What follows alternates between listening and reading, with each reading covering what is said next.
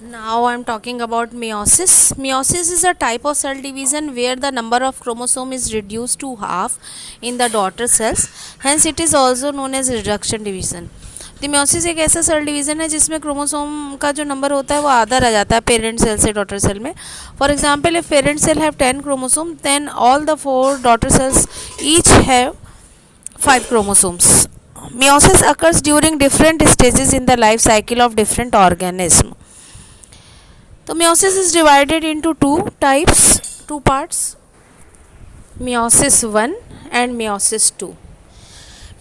Meiosis 1 include karyokinesis and meiosis 2 includes karyokinesis and cytokinesis. Karyon means nucleus, kinesis means breakdown, means nuclear division. So karyokinesis in meiosis 1 consist of prophase 1, metaphase 1, anaphase 1 and telophase 1. So now I am talking about prophase 1. It consists of complex event and is divided into 5 stages. तो बहुत लंबी होती है, सबसे लंबी होती है prophase meiosis 1 की. इसमें कई स्टेजेस आती हैं, सब stages. Number 1 leptotene. In leptotene stage condensation and coiling of chromatin fibre lead to formation of distinct chromosome which appear as fine single thread of beads. As they contract and become thicker, their dual nature is seen. तो लैप्टोन means thread like, तो इसमें thread like chromosome दिखते हैं. Second stage is zygotene. Zygo means pair, तो chromosome जो है same chromosome pair में आ जाते हैं. Homologous chromosome start pairing, that is known as synapsis. It is accompanied by the formation of synaptonymal complex. The chromosome occur as bivalents. उसके बाद आती है पैकेटीन. पैकेटीन स्टेज में क्रॉसिंग ओवर होता है, क्रोमोसोम एक दूसरे को क्रॉस करते हैं. Two sister chromatids of each chromosome become visible and the bivalent become a tetrad with 4 chromatids. Recombination nodules, the sites of crossing over appear. Crossing over is catalysed by the enzyme recombinase. उसके बाद next stage आती है diplotene, जिसमें कि क्याज़्मा formation होता है. Crossing over जहाँ पर होती है, जहाँ क्रोमोसोम जिस पॉइंट पे एक दूसरे को कट करते हैं उस पॉइंट को क्याज़मेटा बोलते हैं. तो chiasma is the result of crossing over, क्योंकि क्रॉसिंग ओवर होगा तभी तो वो पॉइंट बनेगा जहाँ पर क्रोमोसोम्स की आर्म से एक दूसरे को कट कर रही हैं होमोलोगस क्रोमोसोम्स की आर्म. तो in diplotene is marked by the dissolution of synaptonemal complex and the homologous chromosomes start separating from each other except at the site of crossing over, that is chiasmata. उसके बाद next है diakinesis. It is just like late prophase. chiasmata move to the tip, that is terminalization, and may slip off or remain at the tip. Dikinesis represent the transition to metaphase 1. तो इसमें nuclear membrane disappear हो जाती है, nucleolus disappear हो जाती है, just like late prophase. उसके बाद नेक्स्ट स्टेज आती है metaphase 1.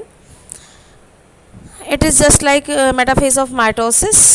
Spindle fibre formation occurs and chromosome centromere की हेल्प से स्पिंडल फाइबर से अटैच होते हैं. Bivalent tetrad are arranged at the equator of spindle and centromere are aligned into 2 rows. उसके बाद आती है anaphase 1. Members of every homologous pair of chromosomes separate from each other and start moving to opposite poles of the spindle. The concerned centromere do not split. तो ये ऐसे ही है जैसे पहले माइटोसिस के एनाफेज में हमने देखा था कि क्रोमोसोम बीच में से ब्रेक करके आधे आधे एक तरफ चले जाते थे, अपोजिट पोल्स की तरफ.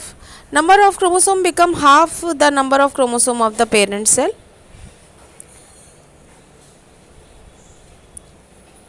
उसके बाद आती है telophase 1. Chromosome have reached the poles.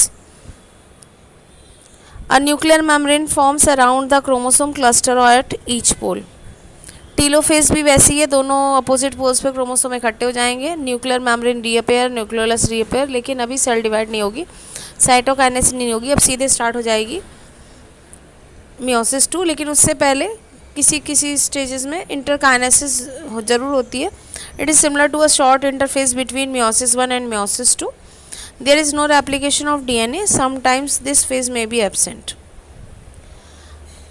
तो cytokinesis generally follow the first nuclear division, so 2 daughter cells dyad are forms. उसके बाद मियोसिस 2 स्टार्ट होती है. It is similar to mitosis as it is also equational division.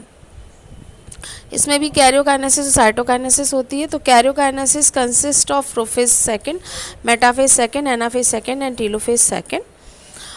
In prophase second, sister chromatid of each chromosome start condensing and become shorter. फिर आती है metaphase second, bipolar spindle is completely form, chromosome become arranged at the equator of spindle. उसके बाद आती है anaphase second, centromere of each chromosome divide into two, sister chromatid separate and move to opposite poles as daughter chromosomes.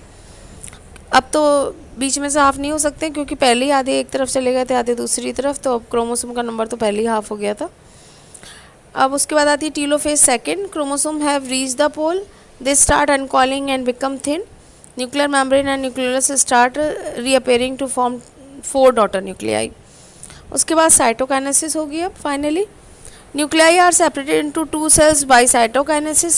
Each daughter cell, that is dyad of meiosis, first divide to form 2 daughter cell, and hence at the end of meiosis of a diploid cell, that is meiocyte, 4 haploid daughter cells are formed. तो finally एक parent cell से 4 daughter cells बनेंगी and chromosome number becomes half in daughter cells. तो what is the significance of meiosis? This ensures the maintenance of a constant chromosome number characteristic of a pair particular species generation after generation. Crossing over result in variation of genetic character in the offspring, variation from the raw material of evolution, क्योंकि इसमें crossing over होता है तो variation और changes आते हैं, ज़रूरी भी हैं बदले हुए इन्वायरमेंट में सर्वाइव करने के लिए। तो haploid cells, reproductive cells, gametes बनाने के लिए meiosis बहुत ही ज़रूरी है और बदले हुए इन्वायरमेंट में एडजस्ट करने के लिए, इवोल्यूशन के लिए भी बहुत ज़रूरी थी meiosis।